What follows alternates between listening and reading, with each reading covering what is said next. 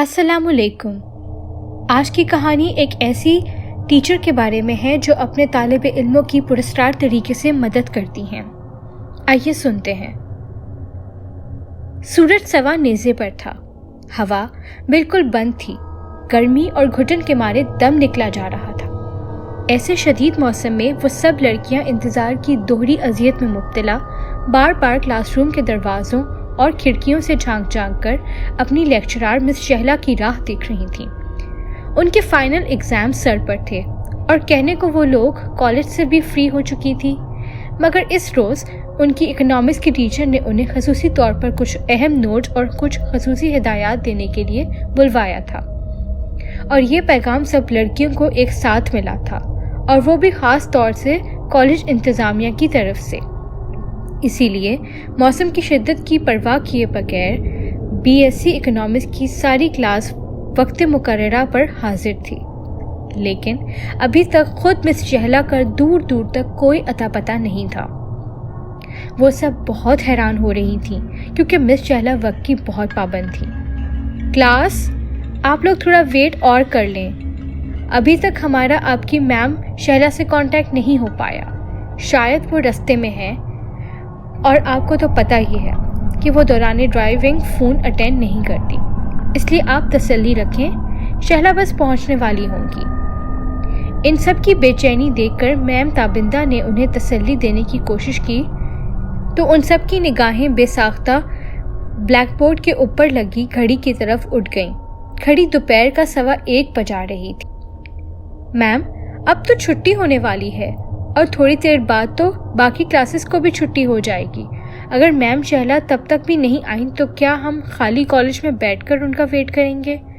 तैयबा मंसूर का मिजाज तो वैसे ही बड़ा तीखा था, और इस पर इस लाहासिल दिखाई देते इंतज़ार ने इसका मिजाज और ज़्यादा बरहम कर दिया था। इसलिए वो बिना लिहाज किए मैम ताबिंदा से कुछ उलझ पड़ी। नहीं, ऐसा नहीं होगा। मेरी अभी शहला के फादर से बात हुई है। उन्होंने बताया है वो काफ़ी देर हुई कॉलेज के लिए निकल चुकी हैं। हो सकता है रास्ते में ट्रैफिक में फंस गई हो, या फिर कोई और प्रॉब्लम भी तो हो सकती है ना। इसलिए आपसे कह रही हूँ कि परेशान मत हो, शहला बस थोड़ी देर में ही पहुँचने वाली हैं। मैम ताबिंदा ने अपने मखसूस नरम अंदाज से तैयबा के साथ साथ इन सब को भी तसल्ली करवाई और क्लास के बाहर की राह ली। वो सब एक दूसरे को देख कर रह गई। यार, मेरा तो बिल्कुल भी मूड नहीं हो रहा था आज कॉलेज आने का। अम्मी भी परमिशन नहीं दे रही थी। इस पर ये मनहूस गर्मी, पता है तुम्हें कितनी मुश्किलों से आई हूँ मैं आज, और ऊपर से ये मैम शहला पता नहीं आती भी हैं कि ऐसे ही हमें लारे लगाए हुए हैं। समन की मायूसी और उकताहट में डूबी आवाज़ क्लास में उभरी तो सब लड़कियों को अपनी अपनी बोलियां बोलने का मौका मिल गया। अरे नहीं यार, मैम ज़रूर आएंगी। उन्होंने हमारे साथ वादा किया था और मैं जानती हूँ कि वो वादे की खिलाफ वर्जी नहीं करती। तुम लोग इत्मीनान रखो, वो आती ही होंगी। अनम ने समन के हाथ पर हाथ रखते हुए यकीन भरे अंदाज से कहा तो सब इस बात में सर हिलाने लगी। अब उन्हें सिवाय इंतज़ार के और करना भी क्या था। और ऐसे में जब 22-23 लड़कियां एक जगह जमा हों तो कैसे मुमकिन है कि वो बातें ना करें। सो अब क्लास में इन सब की दबी दबी सरगोशियाँ और बेसाख्ता उमड़ते कहकहे गूंजने लगे थे। अरे वो देखो, बादल आ रहे हैं और हवा भी कितनी मस्त हो गई है। यार, ये मौसम अचानक इतना औसम कैसे हो गया? पता करो, कहीं मैम शैला पहुंच तो नहीं गई कॉलेज। आसमान पर काले बादल बड़ी तेजी से फैल रहे थे और इससे भी ज्यादा तेजी से हवा चलने लगी थी। देखते ही देखते पूरा आसमान बादलों से भर गया। काले स्याह बादलों ने दिन की सारी रोशनी निगल ली थी। हर तरफ गहरा अंधेरा सा फैल गया था। इस औसम मौसम ने देखते ही देखते जैसे क़यामत का रूप धार लिया था। क्लास की सब बच्चियां हैरत और खौफ से लम्हा बलम्हा रंग बदलते मौसम को देख रही थीं। खिड़कियां बंद कर दो, सारी लाइट्स ऑन कर दो और कलमा तैयबा का विर्द करो। ये बड़ा खौफनाक तूफान है। दुआ करो कि इसका जोर जल्द ही टूट जाए, वरना हम सब किसी बहुत बड़ी मुसीबत में फंस जाएंगे। फातिमा और अनम हाफिज़ कुरान थीं। انہوں نے ہمت کی اور اٹھ کر سارے کمرے کی کھڑکیاں بند کرنی شروع کر دیں۔ ساتھ ساتھ وہ کلمہ بھی پڑھتی جا رہی تھیں۔ انہوں نے باقی لڑکیوں کو بھی یہی تلقین کی، مگر چند لڑکیاں جو ان کے ہی گروپ میں تھیں ان کے سوا اور کسی نے بھی ان کی تاکید پر عمل نہیں کیا اور خوفزدہ نگاہوں سے باہر دیکھتے ہوئے رونا شروع کر چکی تھیں۔ اللہ، اب کیا ہوگا؟ ہم گھر کیسے جائیں گے؟ میرا تو گھر بھی اتنی دور ہے اور مجھے جانا بھی اکیلے پڑتا ہے، اور آج تو لگتا ہے کوئی رکشہ ٹیکسی بھی نہیں ملے گا۔ یا اللہ، میں اب کیا کروں؟ سمن موسم کے بگڑتے تیور دیکھ کر سب سے زیادہ پریشان ہو رہی تھی۔ اس کا گھر واقعی بہت دور تھا، اور دور تو مس شیلا کا بھی گھر تھا، بلکہ وہ دونوں ایک ہی علاقے میں رہتی تھیں، بس سیکٹر الگ الگ تھے۔ پریشان مت ہو، میم شیلا کے ساتھ چلی جانا تم، وہ تمہیں حفاظت سے تمہارے گھر پہنچا دیں گی۔ بس دعا کرو کہ وہ اس طوفان میں خیریت کے ساتھ کالج پہنچ جائیں کسی نہ کسی طرح۔ ارم نے اسے تسلی دی تو بھی میم کی خیریت کے لیے دعا گو ہو گئی۔ جیسے جیسے وقت گزرتا جا رہا تھا، موسم اور زیادہ خراب ہوتا جا رہا تھا۔ ماحول کی خوفناکی لمحہ بلمحہ بڑھتی جا رہی تھی، اور ایسے میں کمزور دل لڑکیوں کی دبی دبی چیخیں بلند ہونے لگی۔ وہ سب ایک دوسرے سے لپٹی بری طرح رو رہی تھیں۔ صرف چند لڑکیاں ہی ایسی تھیں جو اس صورتحال میں بھی خود پر قابو رکھتے ہوئے اپنے ساتھیوں کا حوصلہ بڑھانے کی کوشش کر رہی تھیں۔ اچانک آسمان نے ایک اور رنگ بدلا اور گہرے سیاہ بادلوں اور زوردار کڑک کے ساتھ تیز آنکھوں کو چندیاتی بجلی چمکنے لگی۔ بادلوں کی کڑک اور بجلی کی دھمک اس قدر زوردار تھی کہ پورے کالج میں نصفانی چیخیں گونج اٹھیں۔ اکنامکس کی کلاس کے علاوہ بھی جو چند کلاسز ہو رہی تھیں، سب کا شاید یہی حال تھا، مگر ان لوگوں کی حالت اس لیے بھی زیادہ پتلی ہو رہی تھی کہ ان کے ساتھ کوئی لیکچرر نہیں تھا، اس لیے وہ بہت زیادہ ڈر رہی تھیں۔ ابھی وہ لوگ بادلوں اور بجلی کی کڑک سے ہی سنبھل نہیں پائی تھیں کہ ایک اور حادثہ ہو گیا۔ اچانک ایک چھناکے کی آواز آئی اور کمرے کی ساری لائٹس سپارک ہونے لگی۔ وہ بری طرح ڈری سہمی خوفزدہ انداز سے لائٹس کو دیکھنے لگیں، اور پھر ایک اور جھٹکا لگا اور ساری لائٹس اپنے آپ بجھ گئیں۔ اب ان لڑکیوں کی آواز بھی نہ نکل سکی۔ وہ ساری اس قدر خوفزدہ ہو چکی تھیں کہ ان کی قوت گویائی ہی ختم ہو کر رہ گئی۔ کمرے میں مکمل طور پر اندھیرا چھا چکا تھا۔ اس اندھیرے میں خاموشی اس قدر زیادہ تھی کہ سانسوں کی مدھم مدھم آوازوں کے سوا اور کچھ بھی سنائی نہیں دے رہا تھا۔ وہ دل ہی دل میں سخت پچھتا رہی تھی کہ وہ کالج آئی ہی کیوں۔ بھلا نوٹس جان سے بھی زیادہ قیمتی تو نہیں ہو سکتے نا؟ اور اب تو ان سب کو اپنی جان کے لالے پڑ چکے تھے۔ انہیں صاف محسوس ہو رہا تھا کہ کمرے میں ان کے علاوہ کوئی غیر مرئی مخلوق بھی بیٹھی اپنی نادیدہ آنکھوں سے ان کی بے بسی کا تماشا دیکھ رہی ہے، ورنہ ایسا تو نہ تھا کہ کوئی ٹیچر ان کی مدد کو نہ آتا۔ بیٹا، آج آپ کا جانا کیا بہت ضروری ہے؟ پروفیسر صاحب کے انداز میں ایک عجیب طرح کی بے چینی اور پریشانی تھی، جسے محسوس کر کے وہ ہلکا سا مسکرائی تھی۔ جی بابا، یقین کریں اگر ضروری نہ ہوتا تو میں کبھی آپ کو اس طرح چھوڑ کر نہ جاتی، مگر کیا کروں، میری بھی مجبوری ہے۔ میں نے کمٹمنٹ کر رکھی ہے، اور آپ نے تو یہ سکھایا ہے کہ وعدہ کسی حال میں نہیں توڑتے، چاہے جان ہی کیوں نہ چلی جائے، وعدہ نبھانے کی پوری کوشش کرنی چاہیے۔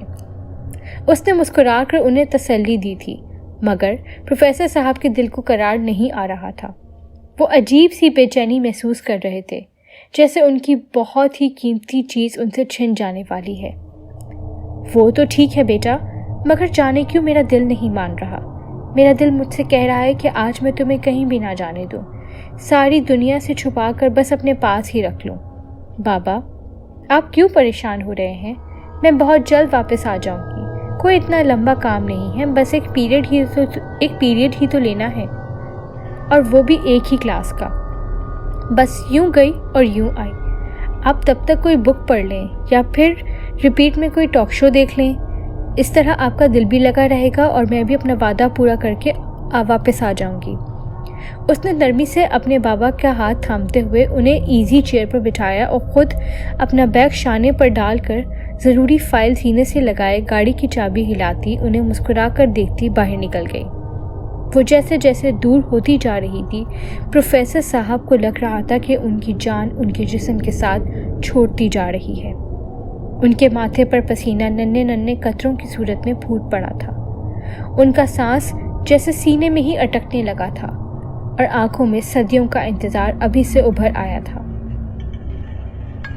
وہ آہستہ آہستہ ہلتے دروازے کو دیکھتے ہوئے وہیں ساکت سے ہو گئے تھے۔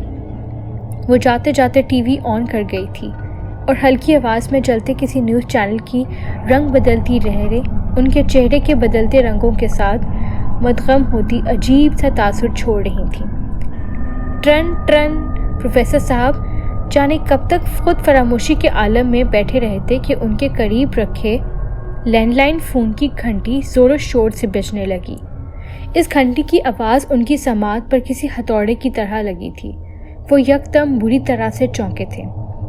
گھنٹی ایک بار پھر بجنے لگی اور اس کی گونجدار آواز کے ساتھ ان کا دل کسی انجانے اندیشے کے زیر اثر بڑی گہرائی میں ڈوب کر ابھرا تھا۔ انہوں نے خوفزدہ نگاہوں سے فون کو دیکھا اور اپنے کانپتے ہاتھوں سے ریسیور اٹھا لیا۔ السلام علیکم سر، شہلا ابھی تک کالج نہیں پہنچی، اس کی اسٹوڈنٹس اس کا بے صبری سے انتظار کر رہی ہیں۔ وہ میرا فون بھی نہیں اٹھا رہی۔ وہ آ رہی ہیں نا سر؟ ان کے ہیلو کے جواب میں ایئر پیس سے ابھرنے والی آواز نے ان کے رہے سہے اوسان بھی خطا کر ڈالے تھے۔ ریسیور ان کے ہاتھ سے چھوٹ گیا۔ وہ بے چینی سے اٹھنے کو تھے کہ ان کی نگاہ سامنے چلتے ٹی وی پر پڑی اور پھر وہ جہاں کے تھے وہیں بیٹھے رہ گئے۔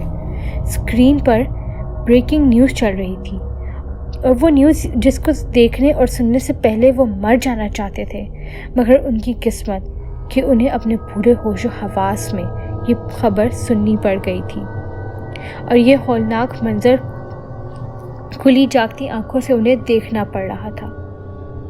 اور جانے ابھی ان کی قسمت میں اور کیا کیا دیکھنے کے لیے تھا، انہیں خود بھی علم نہ تھا۔ اندھیرے میں ڈوبی تاریک کلاس میں برف جیسی ٹھنڈک پھیل چکی تھی، ایسی ٹھنڈک جیسے کسی مردہ خانے میں ہوتی ہو۔ اندھیرے کی وجہ سے ہاتھ کو ہاتھ تو پہلے ہی سجھائی نہیں دے رہا تھا، اب یہ روح تک منجمد کرتی ہوئی ٹھنڈک انہیں ہراساں کر رہی تھی۔ وہ سب دل ہی دل میں رب کو یاد کرتی، اپنے ناکردہ اور کردہ گناہوں کی معافی مانگتی، کسی معجزے کی منتظر تھیں۔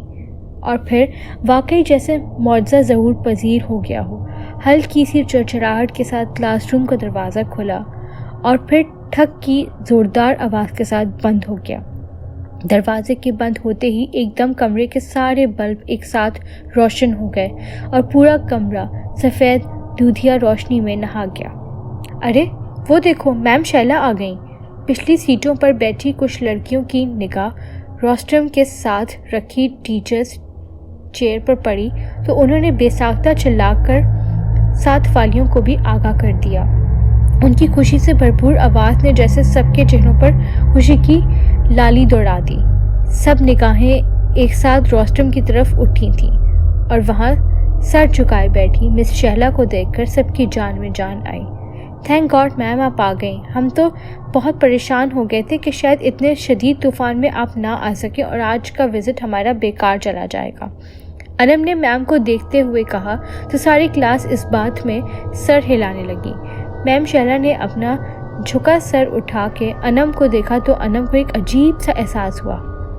میم کے انداز بہت بدلے ہوئے تھے، ان کے چہرے پر پھیلی سنجیدگی اور بے رونقی کا احساس بہت عجیب تھا۔ وہ تو بہت خوش اخلاق اور ملنسار طبیعت کی مالک تھیں۔ ان کے دوستانہ رویے کی وجہ سے ہی تو سارے سٹاف کے ساتھ ساتھ طالبات بھی انہیں دل و جان سے پسند کرتی تھیں۔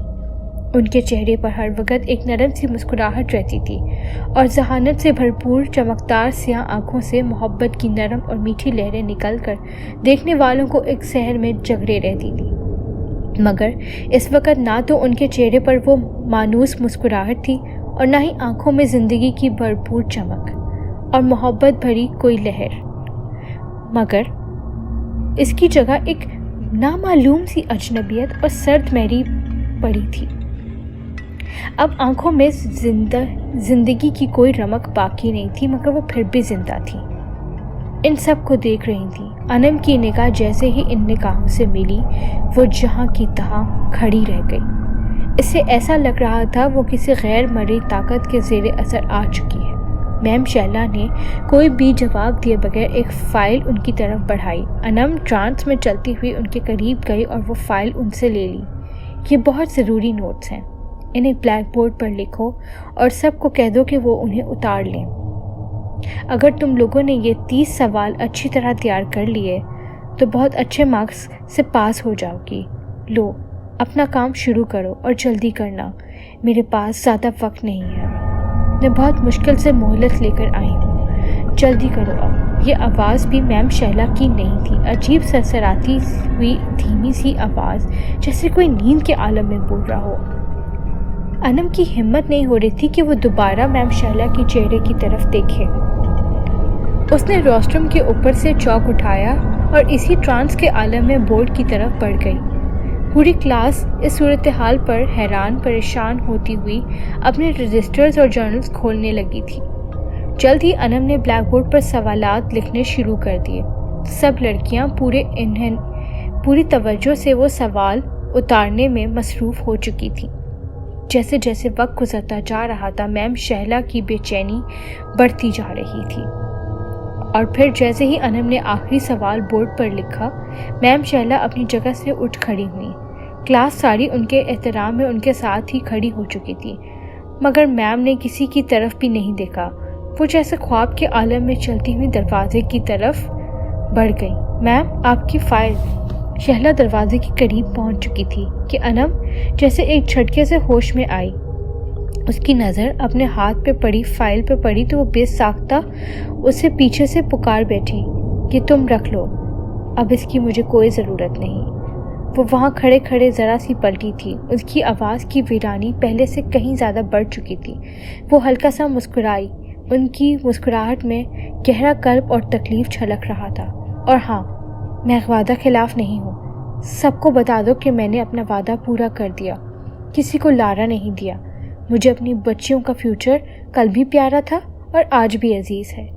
ان کی آنکھ سے ایک آنسو ٹپکا اور وہ پلٹ کر ہوا کے سبق جھونکے کی طرف کلاس کے کھلے دروازے سے باہر نکل گئی۔ انم فائل ہاتھ میں لیے وہیں کی وہیں کھڑی رہ گئی۔ باقی کی لڑکیاں بھی دم بخود سی کھڑی آہستہ آہستہ ہلتے دروازے کو دیکھ رہی تھیں۔ انم تم نے کچھ سنا؟ تمہاری میم شہلا کی ڈیتھ ہو گئی۔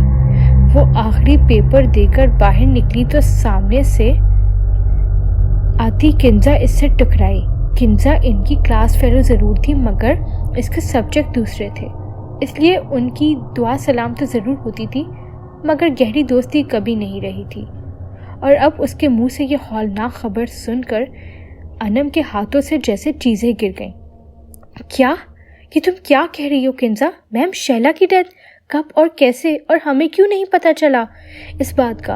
انم کے پیچھے پیچھے سمن، طیبہ، فاطمہ اور ارم بھی آ کر کھڑی ہو گئیں اور ڈوبے دلوں اور اڑتے حواسوں کے ساتھ ان سب نے سوالوں کی بوچھاڑ کر دی۔ لو، مجھے کیا پتا کہ یہ واقعہ کب پیش آیا؟ میں تو یہ میم تابندہ کو میم فاخرہ کے ساتھ بات کرتے ہوئے سنا تھا تو سوچا کہ تم سے کنفرم کرتی ہوں۔ بھائی آخر کو تم لوگوں کی تو وہ فیوریٹ میم تھی نا، تم لوگوں کو تو پتہ ہونا چاہیے تھا، اس نے حیرت کا اظہار کرتے ہوئے کہا تو سب ایک دوسرے کا منہ دیکھنے لگے۔ چلو ہم ابھی میم تابندہ سے پوچھتے ہیں، چل کر کنفرم کرتے ہیں، کنزا کو شاید کوئی غلط فہمی ہوئی ہے۔ ہاں بیٹا، یہ خبر سچی ہے، شہلا کی وفات ہو چکی ہے، وہ اب اس دنیا میں نہیں رہی، اور سب سے زیادہ دکھ کی بات یہ ہے کہ اس کے بابا بھی اس کے بعد زیادہ دن زندہ نہیں رہ پائے۔ چند دن پہلے ان کی بھی ہارٹ فیل سے ڈیتھ ہو گئی۔ میم تابندہ نے اسے اپنے بہتے آنسو ٹشو میں جذب کرتے ہوئے دکھ بھرے انداز میں کہا تو سب کی سب بے ساختہ رونے لگی۔ لیکن میم کب؟ یہ حادثہ کب اور کیسے ہوا اور ہمیں اس کی خبر کیوں نہیں ہوئی؟ ارم نے روتے ہوئے کہا تو اس کے ساتھ ساتھ سب میم کی طرف سوالیہ نگاہوں سے دیکھنے لگے۔ بس بیٹا، یہ اسی روز کا واقعہ ہے جس روز وہ تم لوگوں کو نوٹس دینے کے لیے آنے والی تھیں۔ وہ تو اپنے وعدے کی بہت پابند تھی، اسی لیے وقت پر ہی اپنے گھر سے نکل پڑی تھی، مگر وہ موت اس سے بھی زیادہ پنکچوئل ہوتی ہے، اور شہلا کا شاید وقت پورا ہو چکا تھا، اسی لیے اس کی موت نے اسے راستے میں ہی آن لیا۔ وہ غریب تو کالج پہنچ ہی نہیں سکی اور راستے میں ہی ٹریفک حادثے کا شکار ہو گئی۔ ہمیں بھی اس کی ڈیتھ کی خبر شام کو ملی تھی، اور پھر پرنسپل صاحبہ کے حکم پر ہم نے اس خبر کو آپ سب سے چھپا لیا، کیونکہ آپ سب شہلا کے ساتھ بہت کلوز تھے۔ ہمیں ڈر تھا کہ آپ کو یہ نیوز اس وقت دی جائے گی تو شاید آپ میں سے کئی اسٹوڈنٹس پیپر ہی نہ دے پائیں، اور اس طرح آپ کے پورے 2 سال ضائع ہو جاتے، جو کہ ہمیں بالکل بھی قبول نہ تھا اور نہ ہی شہلا کو قبول ہوتا۔ اس لیے بیٹا، ہم نے آپ سب سے آپ کی میم کی موت کی خبر کو چھپا لیا۔ میم فاخرہ نے افسردگی کے ساتھ انہیں مفصل جواب دیا تو وہ سب رونا دھونا بھول کر شاکڈ کے عالم میں انہیں دیکھنے لگی۔ یہ کیسے ہو سکتا ہے میم شہلا تو اس دن کالج آئی تھیں، انہوں نے ہمیں نوٹس بھی دیے تھے، اور یہ دیکھیے ان کی فائل بھی ابھی بھی میرے پاس ہے، وہ جاتے جاتے مجھے دے گئی تھیں۔ انم نے بے یقینی سے انہیں دیکھتے ہوئے کہا تو وہ انہیں مشکوک نظروں سے دیکھنے لگی۔ یہ کیا کہہ رہی ہیں آپ؟ شہلا اور کالج آئی تھی؟ ہم نے تو انہیں نہیں دیکھا۔ ویسے اس وقت ٹائم کیا ہو رہا تھا؟ کچھ یاد ہے آپ لوگوں کو؟ تابندہ نے بھی چونک کر انہیں دیکھا، وہ سب کی سب الجھی ہوئی دکھائی دے رہی تھی۔ میم یاد کریں، 1:20 پر آپ نے ہمیں آ کر بتایا تھا کہ میم شہلا گھر سے نکل چکی ہیں اور جلد ہی کالج پہنچ جائیں گی۔ پھر آپ چلی گئیں تو ایک دم زور کا طوفان آ گیا تھا، اتنا شدید طوفان ہم نے تو اپنی لائف میں نہیں دیکھا، اور پھر اچانک لائٹ بھی چلی گئی تھی۔ پھر جب لائٹ آئی تو ہم نے دیکھا کہ میم شہلا اپنی چیئر پر بیٹھی تھی۔ اس وقت 2:10 رہ گئے تھے۔ انہوں نے ہمیں نوٹس دیے اور پھر وہ واپس چلی گئیں، اور ان کے جاتے ہی طوفان بھی تھم گیا، کالج سے چھٹی بھی ہو گئی، اور آپ کہہ رہی ہیں کہ میم کالج ہی نہیں آئی تھی، تو پھر وہ کون تھیں؟ انم کے اس سوال نے وہاں موجود سب کو ایک عجیب سنسناہٹ کا شکار کر ڈالا تھا۔ میم تابندہ اور میم فاخرہ بے یقینی سے اور خوف زدہ نظروں سے ایک دوسرے کو دیکھنے لگیں۔ ان سب کے رنگ سفید پڑنا شروع ہو گئے تھے، خوف اور دہشت سے ان کی آنکھیں پھٹ سی گئی تھیں۔ اپنے لیکچرار کا یہ حال دیکھ کر ان لڑکیوں کی سٹی بھی گم ہو گئی تھی۔ وہ سب کی سب بے دم ہو کر ایک ساتھ وہیں بیٹھتی چلی گئیں۔ 2:10 مگر وہ اس وقت آپ لوگوں کے پاس کیسے آ سکتی ہے بھلا؟ اس کی گاڑی کی ٹرک سے ٹکر تو 1:15 ہی ہو گئی تھی، اور ٹکر اس قدر شدید تھی کہ اس نے موقع پر ہی دم توڑ دیا تھا۔ تو پھر کیسے اور کس طرح؟ اور طوفان کب آیا؟ اس روز تو بس معمولی سی بارش ہوئی تھی، اور اس سے پہلے تھوڑی سی آندھی چلی تھی۔ تو پھر آپ لوگ کون سے طوفان کا ذکر کر رہی ہیں؟ اور لائٹ تو 1 منٹ کے لیے بھی نہیں گئی تھی، اور آپ کہہ رہی ہیں کہ کریک ڈاؤن ہو گیا تھا۔ میم فاخرہ کی خوف اور حیرت میں ڈوبی آواز نے انہیں اور زیادہ خوفزدہ کر دیا تھا۔ ان کے آس پاس پھر ویسے ہی سرسراہٹیں دوڑنے لگی تھیں۔ میم تابندہ اور فاخرہ بھی چونک گئی تھیں۔ ان کے پاس سے ایک دم ٹھنڈی سرد ہوا کا جھونکا سا گزرا تھا۔ اس جھونکے نے ان کے دوپٹے اور بال یوں لہرائے تھے جیسے وہ کھلے آسمان تلے کھڑی ہوں۔ لڑکیاں خوف زدہ ہو کر چیختی ہوئی ایک دوسرے سے لپٹ گئی تھیں۔ ہوا کا جھونکا سسراتا ہوا آواز کے دروازے کے پاس پہنچا تو ان سب کی آنکھیں حیرت اور خوف سے پھٹ گئیں۔ شہلا خون سے بھرے لباس میں زخم وجود کے ساتھ دروازے کے قریب کھڑی انہیں بے بسی اور کرب سے دیکھ رہی تھی۔ وہ کون تھی؟ اگر وہ شہلا نہیں تھی تو پھر وہ کون تھی؟ اور اگر وہ شہلا کی روح تھی تو پھر اسے ان لڑکیوں کی مدد کرنے کی کیا ضرورت تھی؟ اور اگر وہ ان کی مدد کرنے آ بھی گئی تھی تو اس طوفان کی آمد کا کیا مقصد تھا؟ اور اگر طوفان آ بھی گیا تھا تو صرف ان لڑکیوں کو ہی کیوں دکھائی دیا تھا؟ باقی لوگوں کو سب کچھ نارمل کیوں لگ رہا تھا؟ یہ ایسے سوال تھے جنہوں نے سب کو اپنی اپنی جگہ جگڑ لیا تھا۔ ان سوالوں کے جواب بظاہر کسی کے پاس بھی نہیں تھے، مگر سب کے دلوں کے اندر کہیں ایک احساس سا ضرور تھا، اور وہ سب شہلا جیسی ذمہ دار اور احساس کرنے والی استاد کی ذمہ داری کی بدولت ہوا تھا۔ جن لڑکیوں نے وہ حالات اپنی آنکھوں سے دیکھے تھے وہ کتنی دیر تک صدمے کی حالت میں رہی تھیں، اور یہی حال ان سب ٹیچرز کا بھی ہوا تھا جنہوں نے شہلا کو مرنے کے بعد بھی اپنی آنکھوں کے سامنے زخمی حالت میں چلتے پھرتے دیکھا تھا۔ کئی سال گزرنے کے بعد بھی یہ سب سوال سب کے ذہنوں میں جوں کے توں موجود تھے کہ آخر وہ کون تھی جو فطرت کے قانون سے ٹکرا کر اپنا وعدہ پورا کرنے کے لیے موت سے مہلت مانگ کر واپس زندگی کی طرف آئی تھی۔